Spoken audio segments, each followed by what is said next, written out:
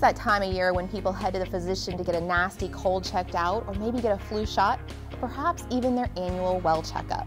Dr. Peter Morris is Wake County's Human Services Medical Director. Thanks for joining us. It's a pleasure. When people think about going to the physician, there can sometimes be some hesitations about that annual well checkup. What are some of those about, and how can people kind of move past those? I think the whole new move is to reframe medical care as health care. If we only go to the doctor when we're sick, we're only going to have our problems like colds, like flu, like gastroenteritis diagnosed. And if you're trying to be healthy, you need to know how to better promote your health. And the purpose of that annual visit to your primary care physician is to say, where am I today in my health, not where am I today in my illness. So what are the questions that you should ask your physician to kind of figure out where you are in your overall health? Yeah, most of the recommendations for preventive health care have to do with how old you are and what your family history might be and what sex you might be. So the questions really are, for someone of my age, what should I be thinking of? And listen carefully to the answer. Most doctors will make it sound like a medical term, and they'll say, well, for your age, we should be screening for cervical cancer, or for your age, we should be screening for colon cancer, or for your age, we should screen for breast cancer. Those three issues are actually a little more complicated than they once were. It was the annual pap smear, it was the every 5 or 10 years mammogram, and it was the every 10-year colonoscopy. But based on you and based on your family history, your testing interval may be longer apart or closer together. So it's asking for the recommendation and how the recommendation applies to you. When we start thinking about the annual doctor's visit, there are some things particularly that men or women or children in different age groups might need to focus on. What are some of the overall general things that men should be paying attention to? Sure. Well, one of the general things you can say is that we all should know our numbers, but it's not just knowing our numbers. So when that blood pressure is taken, when that pulse is taken, when your weight is calculated, it's knowing them and knowing what they might mean. We're learning more and more about the treatment and prevention of cardiovascular disease, of heart attacks and stroke. And your numbers, your blood pressure, your heart rate, your cholesterol, and your weight, all can affect a plan, not just a medication, but a plan that can actually keep you from ever getting sick in the first place.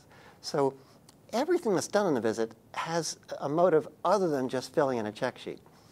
Ask whether that blood pressure is right for you. We're learning that we should treat lower levels of blood pressure more often with diet and salt restriction. Ask whether your weight is what it should be for someone of your size, someone of your height and of your frame. It's hard to maintain healthy weight. It's hard to lose weight. It's hard to gain weight depending on where you are, but there's no doubt that being in an optimal weight is a way to be at optimal health. So for men, ask those questions about blood pressure.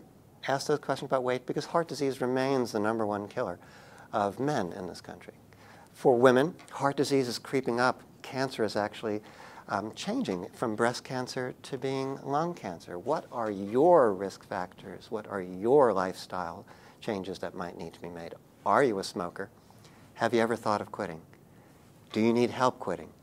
It turns out that people who say they're interested in quitting actually set a date for when they wish to quit, can succeed in quitting by that date. And there are therapies and there are medications that can help you do that.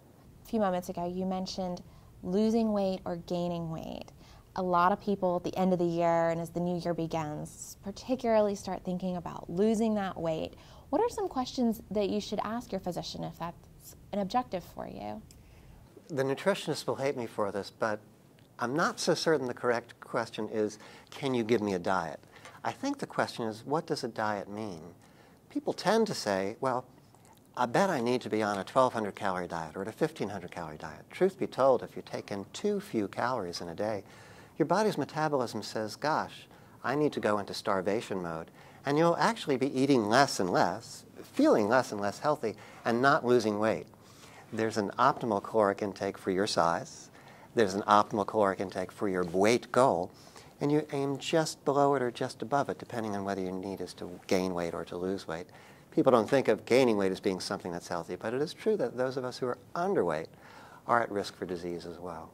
The other part that goes into that for a lot of people is fitness. Are there questions that you should ask before beginning a fitness regimen?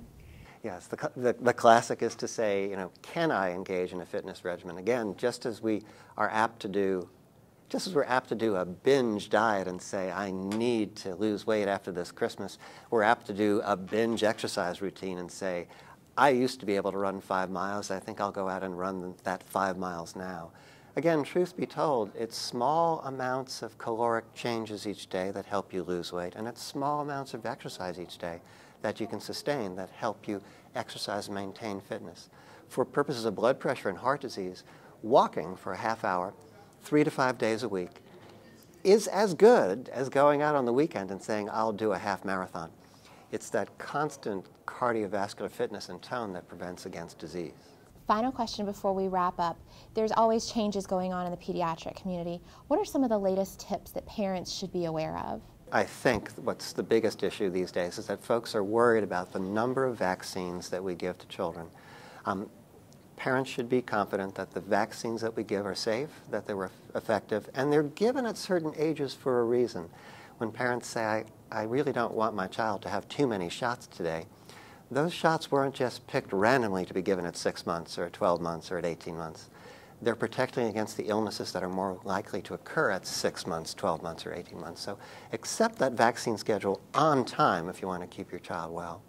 The vaccines are also a great way to prevent what used to be common scourges, if you will, of disease.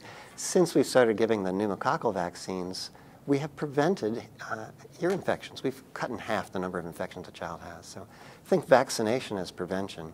Thank you, Dr. Morris. As always, great advice and great tips for our viewers.